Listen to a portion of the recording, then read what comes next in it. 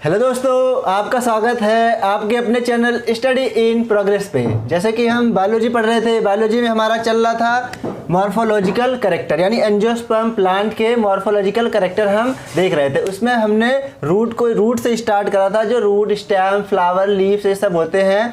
तो हमने सबसे पहले नीचे से स्टार्ट करा था रूट कितने टाइप्स की होती हैं? 2 टाइप्स की रूट होती हैं, एक तो टैप रूट और एक होती है एडवेंटियस रूट। हमने पिछली वीडियो में टैप रूट को बहुत ही अच्छे से पढ़ लिया, उससे जितने भी क्वेश्चन बन सकते हैं बहुत ही अच्छे से देख लिए हैं। अब हम आज इस वीडियो में देखेंगे एडवेंटियस रूट, यानी क्या?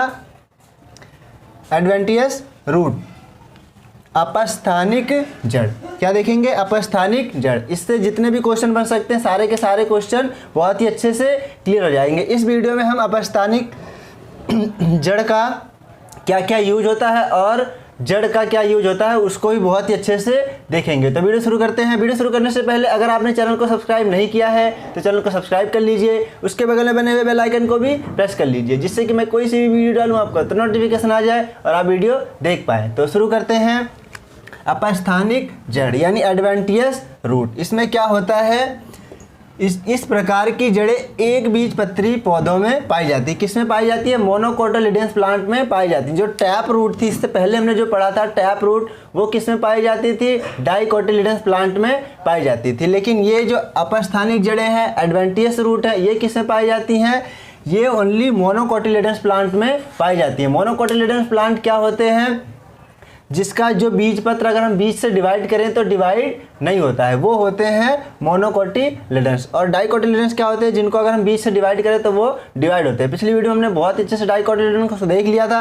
अब देखते हैं मोनोकोटिलिडेंस यानी ये जड़ को, अपस्थानिक जड़ को। इस प्रकार की जड़ें एक बीजपत्री पौधों मोनोकोटिलिडेंस प्लांट में पाई जाती हैं। इस प्रकार की जड़ में मूलांकुर रेडिकल, जो मूलांकुर होता है रेडिकल, बीज के अंकुरण के पश्चात नष्ट हो जाता है। उसमें क्या था? रेडिकल से ही रूट बन रही थी। लेकिन इसमें क्या है? जब भी जर्मिनेशन स्टार्ट हो जाएगा, जैसे अंकुरण यानी जर्मिनेशन स्टार्ट हो जाएगा, सीड से जर्मिनेशन स्टार्ट होता है, जब स्टार्ट हो जाएगा तो उसके बाद रेडिकल क्या हो जाता है? नष्ट हो जाता है। आगे देखते हैं।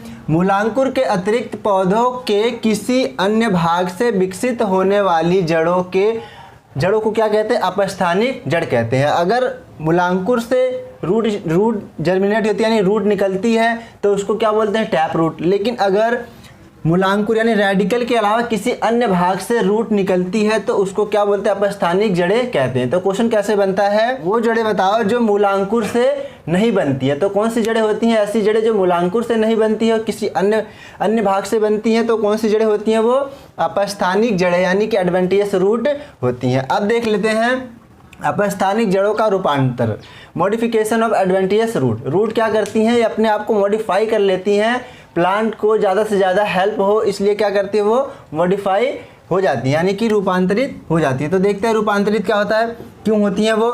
भोजन संग्रह के लिए, एक तो भोजन संग्रह के लिए, पौधों को यांत्रिक सहारा प्रदान करने के लिए तथा अन्य विशिष्ट कार्यों को करने के लिए वो क्या करती हैं? रूपांतरित हो जाती है। कौन सी जड़ें? एडवेंटियस जड़ें। तो इसमें देख लेते हैं। सबसे पहले एक एक करके देखेंगे। जैसे भोजन संग्रह के लिए देखेंगे कौन कौन सी ऐसी जड़ें हैं जो भोजन संग्रह के लिए क्या होती हैं? रूपांतरित होती हैं। कौन सी ऐसी जड़ें हैं जो यांत्रिक सहारा प्रदान करने के लिए क्या होती हैं? रूपांतरित होती हैं। और कौन सी ऐसी जड़ें हैं जो अन्य विशिष्ट कार्य के लिए रूपांतरित होती हैं? तो सारी की सारी जड़ें हैं इसी वीडियो में बहुत अच्छे से देखेंगे। एंड तक देखना, आपको सारे के सारे क्लियर हो जाएंगे। सबसे पहले देखते हैं भोज्य पदार्थ के संचय के लिए as a food adventitious root क्या है इसमें सबसे पहली है 4 जड़ें हैं इसमें। एक तो है कांदिल जड़ें यानी ट्यूबरस रूट। जो कांदिल जड़ें होती हैं, ट्यूबरस रूट होती हैं, ये क्या है? खाद्य पदार्थों के संचय के कारण इसकी कोई आकृति नहीं होती है। क्या? कोई एक निश्चित शेप नहीं होती है। इनकी क्या है? खाद्य पदार्थों का क्या करती हैं? स्टोरेज करती हैं। जब स्टोरेज करती है तो इनकी कोई एक निश्चित शेप नहीं होती। इसका एग्जाम्पल क्या है? शकरकंद, स्वीट पोटैटो। आपको एक एग्जाम्पल दिख रहा होगा जिसमें आपको स्वीट पोटैटो दिख रहा होगा, एक स्क्रीन पर दिख रहा होगा स्वीट पोटैटो रूट। अब दूसरे देखते हैं पुलकित जड़ें, फैसिकुलेटेड रूट। ये कैसी जड़ें होती हैं? इसमें अनेक मांसल फूली हुई जड़ें गुच्छे यानी बंच के रूप में तने के आधार से निकलती हैं। तने के जो तना का बेस होता है वहाँ से निकलती हैं और बंच बना देती हैं, यानी गुच्छे में हो जाती हैं। इस प्रकार की जड़ें कौन सी होती हैं? डहलिया में पाई जाती हैं। आपको डहलिया का इमेज दिख रहा होगा जिसमें बंच में दिख रही होंगी जड़ें। आगे देखते हैं ग्रंथिल जड़ें यानी नोड्यूलस रूट। ये कैसी जड़ें होती हैं? जो ग्रंथिल जड़ें होती हैं, नोड्यूलस रूट, यह अपने सिरे पर फूलकर मांसल हो जाती हैं। क्या होती है? जो इनका सिरा होता है यानी कि जो टॉप पॉइंट होता है उस पर क्या होती है? फूल जाती हैं। एग्जाम्पल क्या है? आम हल्दी यानी मैंगो जिंजर, एक तरह से ये भी हल्दी है। इसको क्या बोलते हैं? आम हल्दी, कहीं कहीं अमा हल्दी बोलते हैं। इंग्लिश में क्या बोलते हैं? Mango ginger. इसका डायग्राम आपको दिख रहा होगा, मतलब इसकी इमेज दिख रही होगी आम हल्दी की। आपने देख लिया कैसी होती है आम हल्दी। आगे देखते हैं मणिकामय जड़ें यानी क्या? मैनिलीफॉर्म रूट्स। यह कैसी होती है? यह थोड़े थोड़े अंतराल पर फूली रहती हैं। यह क्या है? थोड़े थोड़े अंतराल पर, जैसे पहले फूलती हैं फिर पिचकती हैं फिर फूलती हैं, ऐसे ऐसे ये फूलती हैं। यह मणिकाओं की माला जैसी होती है। ये किस किस में पाई जाती है? अंगूर और करेले में पाई जाती है। आपको दिख रहा होगा करेले का क्या, करेले में कैसे पाई जाती हैं ये जड़ें, इमेज में आपको दिख रही होंगी।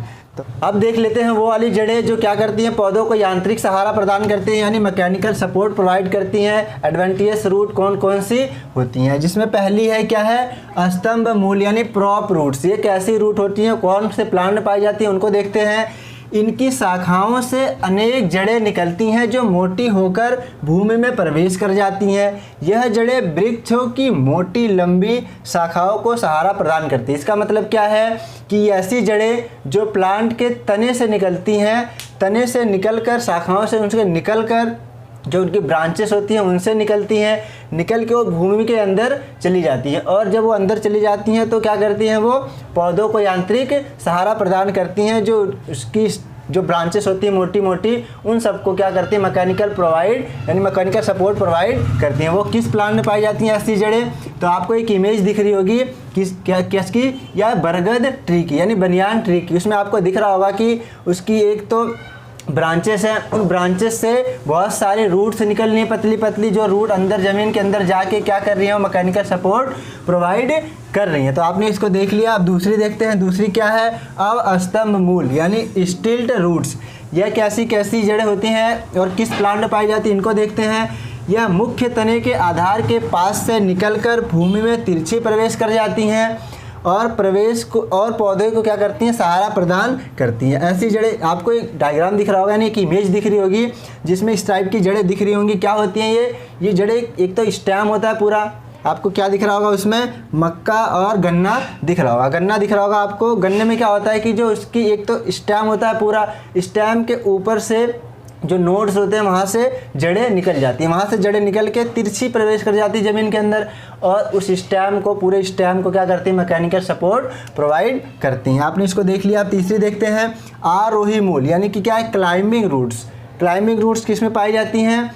यह हर्बल तनों की संधियों यानी जो दवाई वाले पौधे होते हैं और ज़्यादातर उसमें भी, और हर्बल तनों की संधियों से निकलती हैं तथा पौधों को किसी आधार पर चढ़ने में सहायता करती हैं।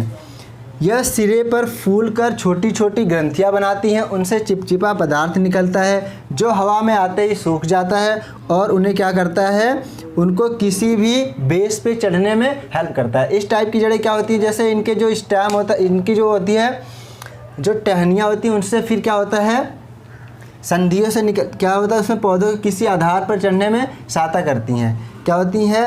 यह सिरे में फूलकर छोटी छोटी ग्रंथियां बनाती हैं, उनसे चिपचिपा पदार्थ निकलता है। जो इनकी रूट होती हैं, पतली पतली रूट होती हैं। आपको एक दिख रहा होगा पान का पौधा। ये क्या होता है कि इसमें पतली पतली रूट्स निकलती हैं। जो रूट्स निकलती हैं तो उसमें चिपचिपा पदार्थ निकलता है। वो क्या होता है? जैसे कोई एक बेस है, उस पर चढ़ने के लिए हेल्प करता है। उसमें पतला रेशा निकलता है, वो चिपक जाता है वहाँ, फिर दूसरा निकलता है, उस पर चिपक जाता है। इस टाइप की जो जड़ें होती हैं किसमें पाई जाती हैं? गिलोय होता है उसमें भी पाई जाती हैं। तो आपने देख लिया किसमें?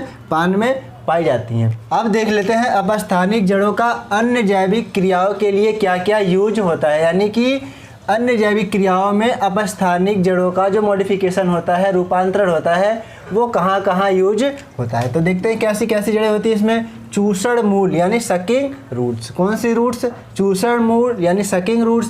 यह कुछ परजीवी पौधों में विकसित होती है। किस में होती हैं? पैरासिटिक प्लांट में होती हैं। कुछ परजीवी पौधों में विकसित होती हैं जो पोषक पौधों यानी होस्ट प्लांट के ऊतकों में प्रवेश कर भोज्य पदार्थों का अवशोषण करती हैं। क्या होता है कि किसी परजीवी प्लांट पे ये ग्रो करते हैं और उस जो इनकी जड़ें होती हैं उनके अंदर, उस प्लांट के अंदर प्रवेश कर जाती हैं, इंजेक्ट कर जाती हैं। फिर उस प्लांट से ये पोषक तत्व लेते हैं और खुद सर्वाइव करते हैं। ऐसे प्लांट कौन कौन से हैं? ऐसे प्लांट है अमरबेल और चंदन। आपको अमरबेल और चंदन का एक डायग्राम दिख रहा होगा, आपने देख लिया अमरबेल और चंदन कैसे होते हैं। अब देखते हैं दूसरा क्या है? श्वसनी मूल। श्वसनी मूल यानी रेस्पिरेटरी रूट्स। इसका यूज़ क्या क्या है? यह कुछ जलीय पौधों में पाई जाती है। कहाँ पाई जाती है? जलीय पौधे यानी एक्वेटिक प्लांट, जो प्लांट पानी में होते हैं उनमें यह पाई जाती है। इस प्रकार की जड़ें पौधों को तैरने और श्वसन में मदद करते हैं, यानी कि क्या फ्लोटिंग में और रेस्पिरेशन में हेल्प करती है। कौन कौन सी ऐसी जड़ है? यानी ये जूसिया में पाई जाती है। ऐसी जड़ किस में पाई जाती है? जूसिया में पाई जाती है। आपको एक जूसिया का डायग्राम दिख रहा होगा यानी इमेज दिख रही होगी, आपने देख लिया जूसिया कैसा होता है। नेक्स्ट देखते हैं अधिपादप मूल यानी इपिफिटिक रूट्स। यह कौन सी जड़ें होती हैं? कहाँ पाई जाती हैं? यह अधिपादपों यानी इपिफिटिक प्लांट्स में पाई जाती हैं। यह पत्तियों के कक्ष से निकलकर हवा में लटकती रहती हैं। इन जड़ों में बेलामिन नामक आर्द्रताग्राही स्पंजी ऊतक उपस्थित होता है जो वायुमंडल की आर्द्रता को अवशोषित करता है। इसका उदाहरण क्या है? ऑर्किड्स। ये कैसी जड़ें होती हैं? यह पत्तों से निकलती, यानी कि जो उनके पत्ते होते हैं उनसे जड़ें निकल के हवा में लटकती रहती हैं। उनसे एक बेंजामिन प्लांट यानी जब बेंजामिन लिक्विड निकलता है वो क्या करता है? बेलामिन नामक आर्द्रताग्राही स्पंजी ऊतक उपस्थित होता है। ये जो जड़ें लटक रही होती हैं ये क्या करती हैं? जो वायुमंडल में मॉइस्चर होता है, यानी जो और जड़ें होती हैं वो तो वाटर के अंदर यानी ज़मीन के अंदर जाके वहाँ से लेती हैं पानी, और ये क्या करती हैं? जड़ें जो लटकती हुई होती हैं ये वायुमंडल से, जो लटकती हुई जड़ें हैं ये वायुमंडल से क्या लेती हैं? मॉइस्चर को यानी पानी को एब्जॉर्ब करती हैं। ऐसी जड़ें किस में पाई जाती हैं? ऐसी जड़ें ऑर्किड्स में पाई जाती हैं। अब देख लेते हैं लास्ट स्वांगी कारक मूल यानी एसिमिलिटरी रूट्स। यह तने के आधार से निकलकर यानी तने के यानी स्टेम के बेस से निकलकर फैल जाती हैं। ये हरी, लंबी एवं बेलनाकार होती हैं। कैसी होती हैं?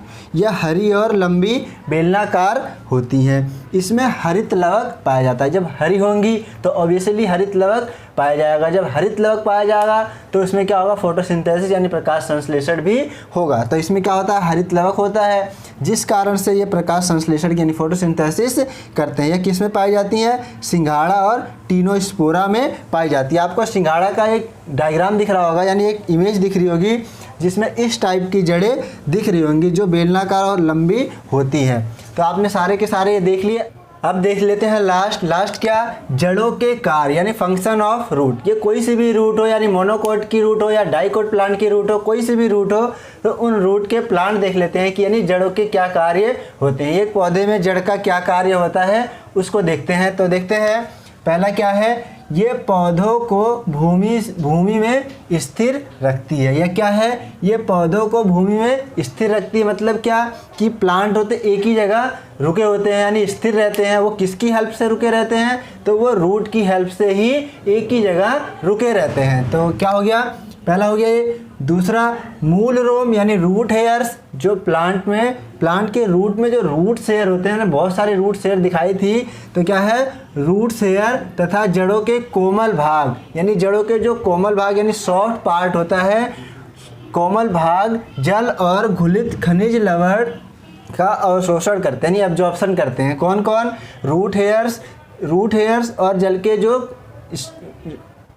के जो सॉफ्ट पार्ट होते हैं वो क्या करते हैं? जल का अवशोषण यानी एब्जॉर्प्शन करते हैं। जब जल का एब्जॉर्प्शन होता है रूट से तो वो कहाँ जाता है? ऊपर की तरफ जाता है। आगे देखते हैं जड़ें अवशोषित जल यानी अवशोषित जल जो एब्जॉर्ब करती हैं वाटर को, जल एवं खनिज लवण यानी मिनरल्स, उनको क्या करती है? मिनरल्स को ऊपर की ओर तने और पत्तियों में पहुंचाती है। तो जड़ का सबसे मेन फंक्शन क्या है?